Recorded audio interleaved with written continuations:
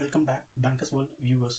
இன்னைக்கு நம்ம பார்க்க போகிற டாபிக் பேங்க்ஸ். ஒரு பேங்க்ஸ்னா என்ன அப்படிங்கிறத பற்றி நம்ம இன்னைக்கு தெரிஞ்சுக்க போகிறோம். ஸ்லைடில் பார்த்தீங்கன்னாலே தெரியும், banks who are they. Translate பண்ணி பாருங்கள், பேங்க்ஸ் யாரா நீங்களா அப்படிங்கிறதுக்கான ஆன்சரை தான் இன்னைக்கு நம்ம ஃபைண்ட் அவுட் பண்ண போகிறோம். In simple way, banks are the heart of Indian economy, or banks are the heart of every country. So who are the bankers? If banks are the heart of Indian economy, bankers are the warriors of the Indian economy. Banks ஓட importance நம்ம தெரிஞ்சுக்கிறதுக்கு ரெண்டு இவெண்ட்ஸை நான் கொடுத்துருக்கேன் and ஒரு case ஸ்டடியை mention பண்ணியிருக்கேன். Number 1, டிமோனடைசேஷன். யாராலும் மறக்க முடியாது. இன் 2016 பண மதிப்பிழப்பு. ஓவர் நைட்ல 500, 100,000 ரூபி நோட் செல்லாது அப்படின்னு சொன்ன உடனே நெக்ஸ்ட் டே மக்களோட கூட்டம் அந்த பிரான்ச்சஸ்ல எப்படி இருந்தது அப்படிங்கிறது நம்ம பேங்கோட இம்பார்ட்டன்ட் எவ்வளோ அப்படின்னு நம்ம தெரிஞ்சுக்கிறதுக்கு முதல் விஷயம். ரெண்டாவது, COVID-19 2020 ரொம்ப மோசமான ஒரு நிகழ்வு. மொத்த கண்ட்ரி, மொத்த வேர்ல்டுமே அவங்களோட வீட்டுக்குள்ள இருக்கும்போது ரெண்டே பேர் மட்டும் ஒர்க் பண்ணிட்டு இருந்தாங்க. They are doctors and bankers. Doctors, they work for the health of the people. Bankers work for the health of an economy. So people who are bankers always proud to be. And case study, assume if there is no bank. Bank பத்தின importance தெரியணும்னா you just assume yourself. நம்ம கண்ட்ரிலையோ அல்லது நம்ம ஊர்லயோ அல்லது நம்ம டிஸ்ட்ரிக்ட்லயோ எந்த ஒரு பேங்க்கும் இல்லை அப்படிங்கிற ஒரு அந்த ரியாலிட்டியை நினைச்சு பாருங்க. அந்த பேங்க்குக்கான இம்பார்ட்டன்ஸ் உங்களுக்கு ஆட்டோமேட்டிக்காக தெரிஞ்சு. நான் ஒரு எக்ஸாம்பிள் சொல்கிறேன். இப்போ பேங்க்கே கிடையாது, என்கிட்ட பணம் கொஞ்சம், அந்த பணத்தை நான் வந்து சேவ் பண்ணணும் ஒரு இடத்துல, அல்லது சேஃப்டியாக வைக்கணும் ஒன்று, அல்லது அந்த பணத்துல இருந்து ஒரு பர்டிகுலர் பெனிஃபிட் எனக்கு ஒரு இன்வெஸ்ட்மெண்ட் பண்ணுறோம்னா அதுக்கு ஆல்மோஸ்ட் அவ்வளோ இன்வெஸ்ட்மெண்ட்டுக்கு என்னால் முடியாது. But small amount of money அதில் ஒரு க்ரோத் இருக்கணும் அப்படின்னா நம்ம யூஸ்வலாக பேங்க்ல போடும்போது அதுக்கு இன்ட்ரெஸ்ட் பே பண்ணுவாங்க பேங்க். அதுல இருந்து நமக்கு ஒரு ஸ்மால் அமௌண்ட் ஆஃப் பெனிஃபிட் கிடைக்கும். அண்ட் இஃப் சப்போஸ் எனக்கு பணம் தேவைப்படுது அப்படின்னா பேங்க் இருக்கும்போது பேங்க்ல போய் என்னோட எலிஜிபிலிட்டி பேப்பர்ஸ் சப்மிட் பண்ணி என்னோட லோன்ஸ். இப்போ பேங்க் இல்லாத சூழ்நிலையில அதிக பணம் உள்ளவங்க பணம் தேவைப்படுறவங்களுக்கு பணம் கொடுப்பாங்க. யார் வந்து கேட்டாலும் கொடுத்துருவாங்களா? இல்லை. நம்ம பணம் திரும்பி கிடைக்கும் அப்படிங்கிற நம்பிக்கை உள்ளவங்களையும், சப்போஸ் கேட்கறவங்களுக்கு திருப்பி கட்டக்கூடிய கெப்பாசிட்டி இருக்கு, அவங்களோட நீடுக்காக இப்போ வந்திருக்காங்க அப்படின்னா ஏதோ அவங்க மேல உள்ள நம்பிக்கை, அந்த ட்ரஸ்ட், அதை பேஸ் பண்ணி தான் நம்ம வந்து அவங்களுக்கு லோன் கொடுப்போம். அந்த பேங்க் இல்லைன்னா அந்த ஒவ்வொருத்தரையும் அனலைஸ் பண்ணி ஒவ்வொருத்தரோட கெப்பாசிட்டியும் கண்டுபிடிக்கிறதே நமக்கு ஒரு வேலையா இருக்கும். அதெல்லாம் ஃபைன் பண்ணி தான் நம்ம பணம் கொடுக்க முடியும் அப்படிங்கிற சூழ்நிலை இருந்துச்சுன்னா we can't do our own work. நமக்கு 1000 வேலை இருக்கு. அதை தாண்டி இந்த எவாலுவேஷன் நம்ம பண்ணிக்கிட்டு இருந்தா it will not serve our own purpose of the life. அதுக்கு தான் ஒரு இன்டர்மீடியரியா பேங்க்ஸ் வந்து எக்ஸிஸ்டா இருக்கு. ஸோ ஐ ஹோப் பேங்கோட இம்பார்ட்டன்ஸ் என்ன அப்படிங்கிறது உங்களுக்கு தெரிஞ்சிருக்கும். அண்ட் தென் இந்த கேஸ் ஸ்டடியில இருந்து நமக்கு தெரிய வருது, bank act as a financial intermediary. ஒரு ரெண்டு பேருக்கு இடையில ஒரு இன்டர்மீடியரியா ஒர்க் பண்றது. யார் இந்த ரெண்டு பேர்? பணம் அதிகமா உள்ளவங்க, பண தேவை உள்ளவங்க. பணம் அதிகமா இருக்கவங்க கிட்ட இருந்து பணத்தை வாங்கி தேவைப்படுறவங்களுக்கு பணத்தை கொடுக்குற வேலையை தான் சிம்பிளா பேங்க் பார்த்துட்டு இருக்கு. ஒரு கண்ட்ரிக்கு பேங்க் ரொம்ப அவசியம். அப்போ அந்த இந்தியன் எக்கனாமிங்கிறது யார் யார் சேர்ந்தது இந்தியன் எக்கனாமி? First, people, மக்கள். Second, individual. Third, group of individual, which refer to as households. Fourth, countryல business பண்ணிட்டு இருக்காங்க. அந்த business பண்றவங்களால தான் goods and services ப்ரொடியூஸ் பண்ண முடியுது. அந்த goods and services ப்ரொடக்ஷன்னால கண்ட்ரியோட ஜிடிபி இன்க்ரீஸ் ஆகுது. அந்த ப்ராடக்ட்ஸை வாங்கணும் அப்படிங்கிற டிமாண்ட் அதிகமாகும் போது ஹவுஸ் இன்கம் அதிகமாகும். எக்கனாமிக்கோ எம்ப்ளாய்மெண்ட், இன்கம், இதெல்லாம் ஒரு ஸ்கேல் செயின் மாதிரி. இது ஒரு. And then government, foreign entities or foreign bodies. இப்போ கவர்மெண்ட் பார்த்தீங்கன்னா அவங்களுக்கும் பணம்ங்கிறது தேவை, அவங்களும் பணம்ங்கிறது மற்றவங்களுக்கு கொடுக்கறதுக்கான நீடு இருக்கு. அதே மாதிரி ஃபாரின் எக்ஸ்சேஞ்ச், ஃபாரின் பாடிஸ், இங்கேருந்து ஃபாரின் போகிறவங்க அங்கே நம்ம பணத்தை செலவு பண்ண முடியாது. அப்போது இன்னொரு அவங்க கண்ட்ரியோட கரன்சியில் தான் நம்ம யூஸ் பண்ண முடியும். அதுக்கு இன்டர்மீடியட்டாக எக்ஸ்சேஞ்ச் பண்ணி கொடுக்குற வேலையை பார்த்துக்கிட்டு இருக்கிறது பேங்கிங். ஸோ ஓவராலாக பேங்கோட நீட்ஸ் அண்ட் ஃபங்க்ஷன்ஸ் எல்லாம் இதுவாக வரும். கோர் ஃபங்க்ஷன்ஸ் ஆஃப் பேங்க்ஸை பார்ப்போம். First thing, asset transformation. ரெண்டு பேருக்கு இன்டர்மீடியட்டாக ஒர்க் பண்ணுறது. இப்போ பேங்க்ல சர்ப்ளஸ் மணி உள்ளவங்க பேங்க்ல போய் சேவிங்ஸ் அக்கௌண்ட் ஓப்பன் பண்ணி பணத்தை போடுறோம் அப்படின்னு எடுத்துக்கோ. சர்ப்ளஸ் வேல்யூ இல்லைன்னா பேங்க்ல பணத்தை கொடுக்குறேன். அந்த சர்ப்ளஸ் மணியை வச்சுக்கிட்டு அவங்க தேவைப்படுறவங்களுக்கு பணத்தை கொடுக்குறாங்க, பணத்தை லோனாக கொடுக்குறாங்க. அந்த லோன்ல இருந்து பேங்க் இன்ட்ரெஸ்ட் கலெக்ட் பண்ணுவோம். அந்த இன்ட்ரெஸ்ட் கலெக்ட் பண்ணதுல இருந்து எனக்கு நான் ஃபண்டை டெபாசிட் பண்ணியிருக்க ஃபண்டுக்கு எனக்கு இன்ட்ரெஸ்ட் பே பண்ணணும். இது போக அந்த கிடைக்கிற டிஃபரன்ஸை பேங்க் ப்ராஃபிட்டாக எடுத்துக்கும். இதுதான் ஓவர் வியூ ஆஃப் பேங்கோட ஃபங்க்ஷன். லயபிலிட்டிஸுங்கிறது ரெஸ்பான்சிபிலிட்டி அப்படின்னு சொல்லுவோம். அந்த transfer of liability into asset. அசெட்டுங்கிறது லோன். பேங்க் எத்தனை பேருக்கு லோன் கொடுத்துருக்கு, எவ்வளோ லோன் வச்சிருக்குங்கிறது பேங்கோட அசெட், பேங்கோட சொத்து. பேங்கோட லைபிலிட்டிஸ்னு வரும்போது சேவிங்ஸ் அக்கௌண்ட்ல இருக்க amount, current account, term deposit, இவங்களுக்கு எல்லாம் பணம் தேவைப்படுது.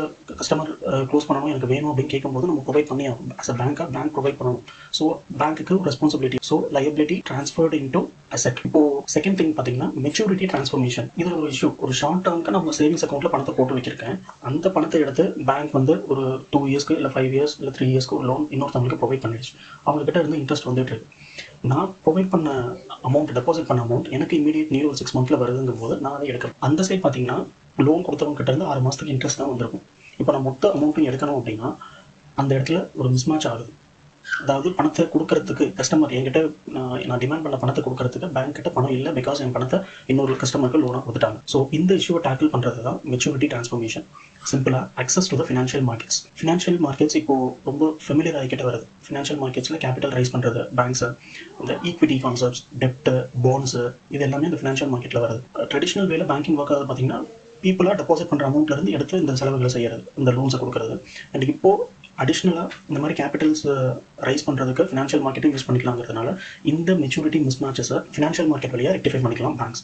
ஸோ பேங்கோட இன்னொரு இம்பார்ட்டன்ட் ஃபங்க்ஷன் அப்படின்னா இந்த மிஸ்மேட்சஸை கரெக்டாக செக் பண்ணி மூவ் பண்ணுறது. Third one payment services. Payment சர்வீசஸ்னா டிஜிட்டல் பேங்கிங் எக்ஸாம்பிள் சொல்லலாம்.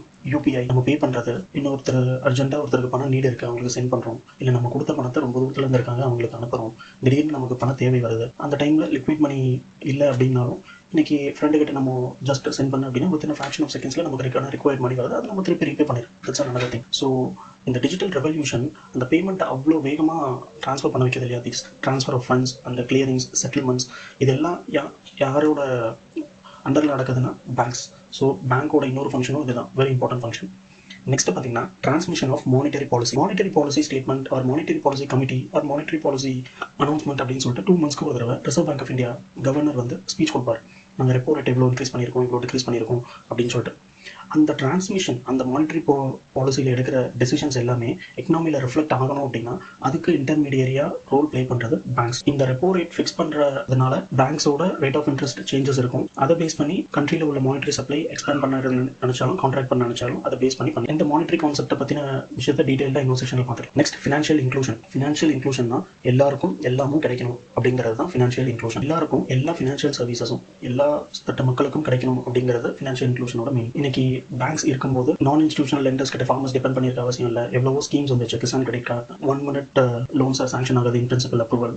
So these things, Jan Dhan Yojana, Jan Dhan accounts, இது எல்லாமே வந்து ஃபினான்ஷியல் இன்க்ளூஷன் ப்ரமோட் பண்ணுறதுக்கு பேங்கிங்கோட வழியாக நடக்குது. So banking stands a very important step towards financial inclusion of the country. Next provider of liquidity. Liquidity அப்படின்னா அதுக்கான அர்த்தத்தை ஃபஸ்ட்டு தெரிஞ்சுக்கணும். ஒரு அசெட் இருக்குது, ஒரு பொருள், ஒரு ப்ராப்பர்ட்டி வச்சிருக்கேன்னா அந்த ப்ராப்பர்ட்டியை வந்து இந்த ஈஸி வே சீக்கிரமாகவே நான் கையில் பணமாக அதை மாற்றிக்க முடியும் அப்படின்னா அதுதான் நம்ம லிக்விடிட்டின்னு சொல்லுவோம்.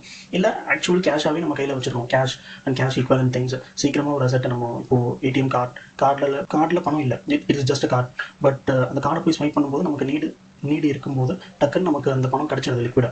அதுதான் அந்த ஈஸி வே ஆஃப் லிக்விடிட்டியை தான் இது மீன் பண்ணுது. Next financial risk management. Bank stands as a very important tool for the risk measurement and management. Business அப்படின்னாலே ரிஸ்க் இல்லாமல் இருக்காது, ஃபர்ஸ்ட் திங்.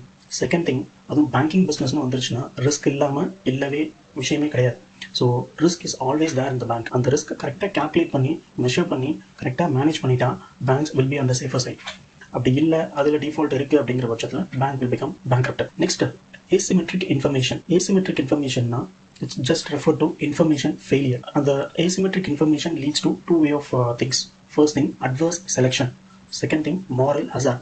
இதை என்னன்னு ஒவ்வொன்று எக்ஸ்பிளைன் பண்ணுறேன். அதுக்கு முன்னாடி asymmetric information பற்றி பேசிடுவோம். Information is wealth in the bank, in the banking sector. ஒரு லோன் கொடுக்குறோம்னா அந்த பாரோவரோட கம்ப்ளீட் இன்ஃபர்மேஷன், அந்த பாரோவரோட ஹிஸ்ட்ரியோ, அந்த பாரோவரோட record of credit or fresh பாரோவராக இருந்தால் அவங்க சப்மிட் பண்ணுற பேப்பர்ஸ்னோட ரியாலிட்டி, அந்த இன்ஃபர்மேஷன் தான் ஒரு கஸ்டமரை வந்து whether he is eligible or capable of getting that loan அப்படிங்கிறத டிசைட் பண்ணுறோம். ஈவன் ஃபார் டெபாசிட்னு வந்தாலும் நம்ம KYC ரெஃபர் பண்ணுவோம், நோ யோர் கஸ்டமர் அப்படின்னு சொல்லி. Bank has to be in the safer side. Bank has to collect how much of information possible from the customer. அந்த information வழியாக தான் ஒரு பாரோவரோ அல்லது ஒரு கஸ்டமரையோ நம்ம வந்து வேல்யூட் பண்ண முடியும். That's what it is saying. Information is very important. asymmetric இன்ஃபர்மேஷன்னா நமக்கு தேவையான அடிக்வேட் இன்ஃபர்மேஷன் பாரோவர்ஸ் இருந்து கலெக்ட் பண்ண முடியல, அல்லது ராங் இன்ஃபர்மேஷன் அல்லது நம்ம ப்ரெடிக்ட் பண்ண இன்ஃபர்மேஷன் தப்புங்கிற பட்சத்தில் we are going to face some adverse effects. அதுதான் adverse selection. adverse selectionங்கிறது ஒரு ஃபினான்ஷியல் டிரான்சாக்ஷன் நடக்கிறதுக்கு முன்னாடி எக்ஸிஸ்ட் ஆகுறது. moral hazardங்கிறது ஒரு ஃபினான்ஷியல் டிரான்சாக்ஷன் நடந்ததுக்கு அப்புறம் ஒரு பேங்கோ ஃபேஸ் பண்றது. அட்வர்ஸ் செலக்ஷன் வருதுன்னா choosing the right borrowers before getting into a financial transaction. சிம்பிளா எக்ஸ்பிளைன் பண்ணுவோம். weighing the borrower as per his capacity. இதை புரிஞ்சுக்க ஒரு எக்ஸாம்பிள் சொல்றேன். ஒரு 2 கஸ்டமர் பேங்க்ல வராங்க. 2 கஸ்டமர்ல ஒரு customer he is capable of repaying it. he has a very good income to repay the loan. இன்னொருத்தருக்கு கொஞ்சம் ஒரு கிரிட்டிக்கலான ஒரு சுச்சுவேஷனில் தான் இருக்காரு. பட் அவர் பிஸ்னஸும் கொஞ்சம் டல்லாக இருக்குது. அந்த பிஸ்னஸை இம்ப்ரூவ் பண்ணணுங்கிறதுக்காக லோன் வாங்குறதுக்கு வந்திருக்காரு. அந்த லோனை வாங்கி அவரோட பிஸ்னஸில் இன்வெஸ்ட் பண்ணால் maybe he can repay the loan. But it was little doubt that whether he will repay or not. இப்போ இந்த 2 கஸ்டமருக்கும் ஈக்குவல் வெயிட்டேஜ் கொடுக்குறேன், அதாவது ஈக்குவல் ரேட் ஆஃப் இன்ட்ரெஸ்ட் அவங்களோட லோனுக்கு நான் கொடுக்குறேன் அப்படின்னா, அந்த ப்ராப்பராக பே பண்ணுறவர் கரெக்டாக சீக்கிரமாக அந்த லோனை பே பண்ணி he will be getting out of the loan. அப்படி இல்லைன்னா he will expect the low rate of interest. Because quality இல்லாத பாரோவரும் சேம் ரேட் ஆஃப் இன்ட்ரெஸ்ட்ல இருக்கும்போது ப்ராப்பராக ரீபே பண்ணுற எனக்கு சில கன்செஷன் வேணும் அப்படின்னு நம்ம எக்ஸ்பெக்ட் பண்ணுவோம். அந்த பேட் பாரோவர் அந்த ரிஸ்க் லெவல் அங்கே ஜாஸ்தியாக இருக்கும்போது நம்ம அவங்களுக்கு ரேட் ஆஃப் இன்ட்ரெஸ்ட் அதிகமாக நம்ம ப்ரொவைட் பண்ணியிருக்கணும். யாருக்கு? Bad borrower. ஆனால் சப்போஸ் இப்படி யோசிச்சு பாருங்க, he is a good borrower, repay பண்ணுற கெப்பாசிட்டி இருக்கு, இவர்கிட்ட ஹை ரேட் ஆஃப் இன்ட்ரெஸ்ட் வாங்கிடுவோம். ஹை ரிஸ்க் borrower, ரீபே பண்ணுற கேப்பபிலிட்டியே இல்லை, இவருக்கு லோ ரேட் ஆஃப் இன்ட்ரெஸ்ட் கொடுக்குறோம் அப்படின்னு அஷ்யூம் பண்ணிக்கோம். Then what will be the result? நல்லா பே பண்ணுறவர் இவங்க என்ன ஹை ரேட் ஆஃப் இன்ட்ரெஸ்ட் கேட்குறாங்கன்னு சொல்லி he will just close the transaction with that bank and move away from that. அந்த லோ ரேட் ஆஃப் இன்ட்ரெஸ்ட் கொடுக்குறவங்க லோ ரேட் ஆஃப் இன்ட்ரெஸ்ட் தானே அக்கௌண்ட்டுக்கு லேட்டராக பார்த்துக்கலாம் ரீபே பண்ணுறதை பற்றி அப்படின்னு ஒரு லெத்தாஜிக் மைண்ட் செட் அவங்களுக்கு வந்து. we have to be careful in weighing the good and the bad borrowers. அதுதான் அட்வர்ஸ் செலெக்ஷன் அப்படிங்கிறது. ப்ராப்பராக கரெக்டான சூட்டபிள் borrowersக்கு சூட்டபிளான ரிஸ்க் மேனேஜ்மெண்ட் பண்ணி அவங்களுக்கு தேவையான ப்ராடக்ட்டை டெலிவர் பண்ணணும். Next moral hazard. அது ஏற்கனவே சொல்லியிருக்கேன், ஆஃப்டர் த ஃபினான்ஷியல் ட்ரான்சாக்ஷன் நடக்கிறது moral hazard. லோன் கொடுக்கும்போது நல்லா பேசினார் சார், எல்லா பேப்பருமே கரெக்டாக தான் இருந்தது, ஆனால் வாங்கி கொஞ்ச நாள்லேயே அவர் லோன் வந்து பே பண்ணுறத குறைச்சிக்கிட்டாரு, இப்போல்லாம் சுத்தமாக பே பண்ணுறதே இல்லை அப்படிங்கிறது நிறைய விஷயம் நம்ம பேங்க்கில் நம்ம பிரான்ச்சில் நிறைய borrowers கேள்விப்படும். அதுதான் moral hazard. ஒரு பர்டிகுலர் டியூரேஷன் வரைக்கும் ஒரு கேரக்டர் நல்லா இருந்து after getting the loan, after getting the money in the hand, இவங்களுக்கு ரீபே பண்ணணுமா அப்படிங்கிற மென்டாலிட்டி வந்து அவங்க கஸ்டமர் பிஹேவ் பண்ணுறது பேர் தான் moral hazard. இந்த 2 டேர்ம்ஸையும் நம்ம கீனாக borrowers கிட்ட அப்சர்வ் பண்ணணும். So that's all about this in this session. Your comments are very much valuable to us. If you have any feedback, please put it in the comment box, or you can contact us individually through bankersworld@gmail.com. Thank you, viewers.